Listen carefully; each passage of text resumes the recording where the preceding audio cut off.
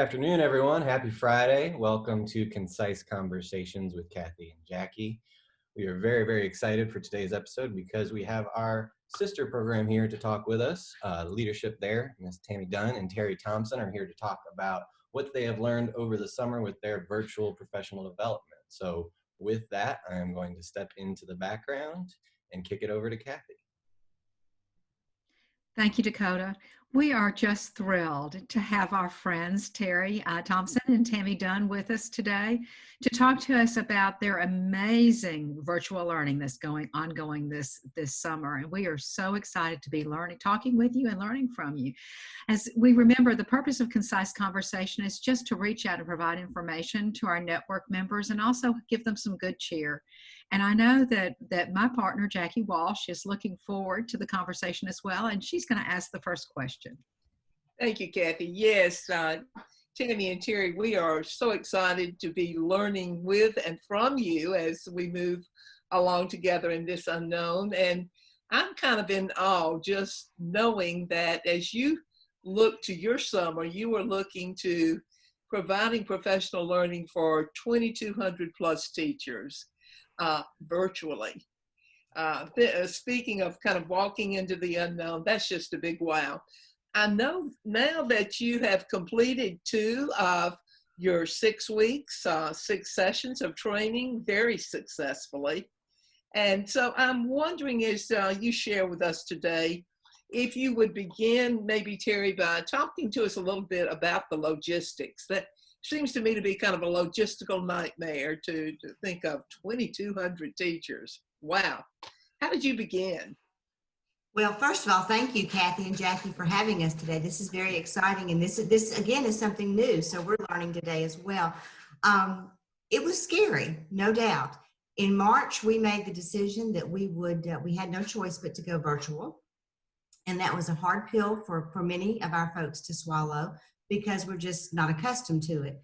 But we embraced it and we jumped in with both feet, and we made it happen. So we started by, of course, first of all, deciding on what learning management system we would use, and we chose Canvas. And that we were somewhat familiar with anyway. And so we ran with that. We, of course, employed presenters for our face-to-face trainings, and we reached out to them to find out where the interest was in helping us to develop the training courses in Canvas. But we also incorporated Zoom, which has been just a powerful tool for us. We created some pre-training work for our participants so that we could acclimate them to the platform so that they didn't come in on the first day of training completely lost. So we were able to do some practice Zoom sessions with them and show them how breakout rooms work and how they can react with the reaction buttons and that sort of thing. So it was quite the learning experience and a little bit scary, but we took the bull by the horns and we ran with it. We also were able to use some other platforms as well with Hair Deck, for example, so that provided us the opportunity to really get our participants involved and not just sitting there listening to, not a sit and get. So we wanted them to be actively participating. Wow. Just thinking about a lot of the planning and the positivity that went into this, even though at the same time you all were probably a little scared to death, because you were swimming in the deep end for the first time. So Tammy, as I think about that, what were some of the surprises or ahas that you've gained from experiencing the virtual training thus far? Well, Cathy, thank you and Jackie so much for having us on Concise Conversations today. A lot of things have surprised us. I want to say what didn't surprise me. What didn't surprise me is the zeal and fervor of the A+ College Ready team to really tackle this monster, because so I think we're kind of tech savvy people, but we had never done anything like virtual training. So in 2 months, our team planned over 100 days of virtual training with the help, of course, of some great teachers in Alabama. And with the thought of how do we make it both rigorous and how do we make it engaging for our teachers. And I think that one surprise, I don't know that I think this is a surprise, but I think it's a surprise for a lot of our participants that I think there's a lot of virtual training that's just sit in front of a screen and, you know, give head knowledge that you've watched a video or whatever, but we are actually having our teachers do assignments, to do collaborative work with each other. And so it's really a very rigorous and challenging and worthwhile training that our teachers are participating in. I think as I look at the number one surprise that I wasn't expecting, is how the teachers in both the pre-assessment work and the exit surveys are telling us how much this training, how much they either look forward to this training or how much this training helped them see how they could be a virtual facilitator. And honestly, Cathy, that was not one of our outcomes. You know, we're just trying to get our training done and still have a very quality professional learning model. But I'm so happy that we've been able to give teachers a vision as they do learn by doing, as they're a student, as they learn what it feels like to be in a virtual classroom. The other thing that I have been surprised, no, I don't know that I'm really surprised because I'm an old teacher in my heart. That's what I really am. But our teacher participants have had so much empathy for us because I don't care. We still learn every day. We learn every day. We learn in every course. We don't get everything right. You know, we have technology problems occasionally. And I think that because our teachers did have to do virtual work the last 9 weeks of school, they feel our pain. And they've been so gracious and so patient with us when we had to re-get into the Zoom room or when they had to reshare a document with them, you know. So I am just grateful for these Alabama teachers who have trusted us enough to come and to see what this virtual experience has come. And listen, here's what I've learned. I don't think that virtual learning replaces face-to-face. I'm a firm believer in education as a social construct. And while there is we definitely are building community online, it's not really the same as being face-to-face. But I am so grateful that that we're in the midst of this pandemic, we still have a way to reach these 2,000 teachers. And technology has given us that. And so I'm very grateful for that. You know, I'm so struck by the learning by experience, Tammy. And it calls to my mind, you know, that old adage that we teach as we were taught. And I think a lot of professional learning, we spend trying to, you know, move ourselves beyond what we're comfortable with because that's the way we learned.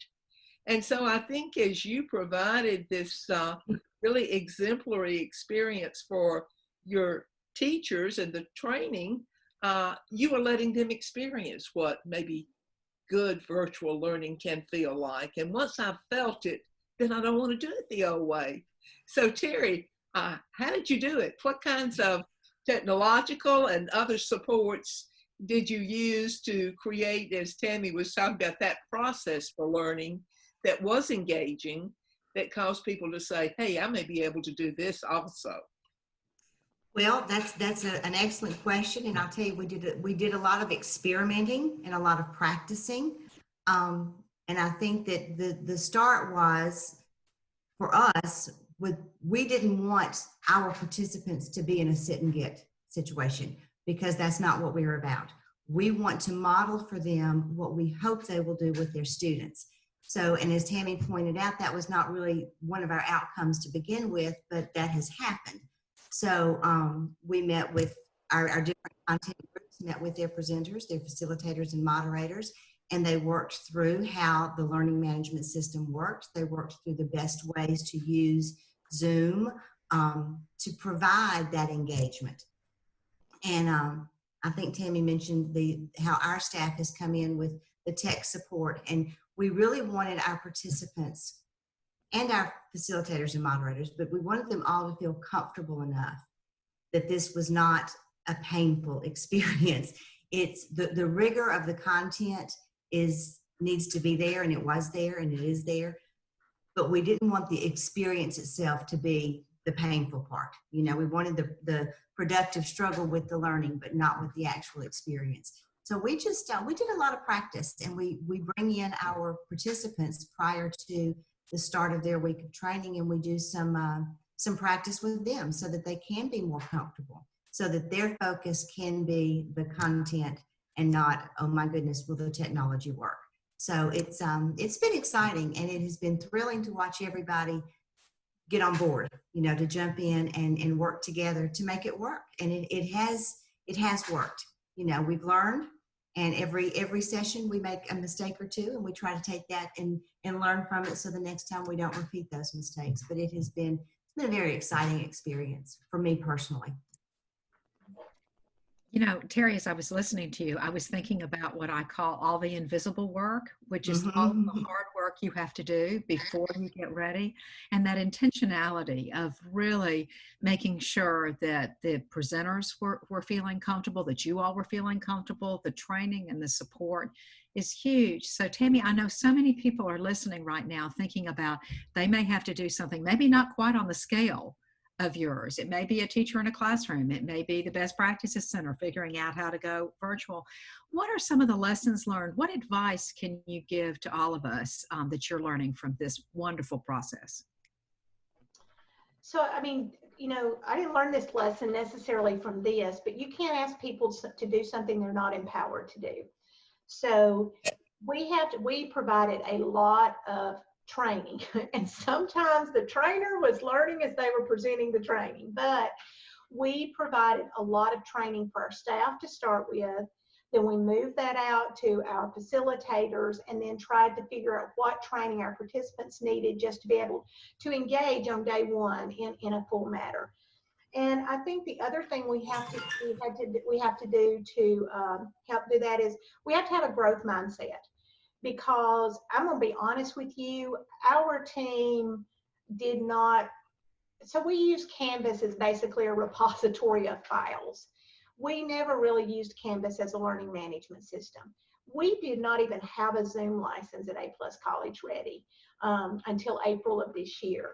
And now we have 50 licenses that we use on a regular basis. I mean, so we have really had to have a growth mindset. And I want to tell you, Teri said it's been such a beneficial experience for her. I mean, I cannot tell you how much I personally have learned, and I'm not even doing any of the presenting, by the way, but how much I have learned and how much I have seen our staff grow.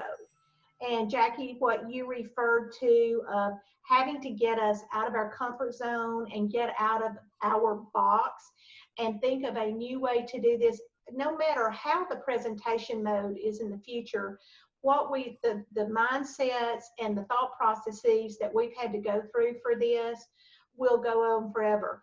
We call the pre-work teachers do module 0, for example, and you know, our content director said, we don't care if we have face-to-face or what, we will always have a module 0, things that teachers need to do to prepare their brains to come into the training. So the lessons that we've learned have been invaluable. I just hope what our participants have learned is equally invaluable. Wow. Well, I know it has been. You know, when I reflect on so much you have said in this very short period of time, and try to kind of put a bow around it, I want to go back to one thing Teri said that I think is a real challenge for all of us. How do we balance the rigor that we know must be there if we're going to help our students meet standards, with an attention to just the social emotional side and the well-being of individuals? And I heard Teri and you too, Tammy, talk about really being mindful of that with regard to the people with whom you're working. I just think that's huge. And then, you know, beyond that, I'm going to use a word that you used in your concluding statement, Tammy, just the mindset change. To be open to changing the way we think about things, to changing our mindset, so that we can all embrace a growth mindset that enables us to become every day a little bit better at doing what all of us feel so very called to do, and that is provide the very best for students all over this state. So, wow, I've got a lot to think about. Thank you both so much. Looking forward to chatting informally with you about these matters in the days to come. You know, Jackie, it always goes so quickly. I can't believe that the 15 minutes has passed, and we are so grateful to both you, Teri and Tammy, not only for this time, but for what you're doing for the state and for the children of the state of Alabama. So thank you. And Dakota, what's up on the agenda? All right. So next week, we are actually taking a short hiatus for the July 4th holiday. So we will be right back very, very soon and be watching our social media for those announcements for our next guest. Wanted to thank Tammy and Teri once more. It was so nice to get both programs of A+ Education Partnership together in a Zoom room and share what we've learned over the summer. So thank you again for watching. I hope y'all have a great weekend, and we will see you soon.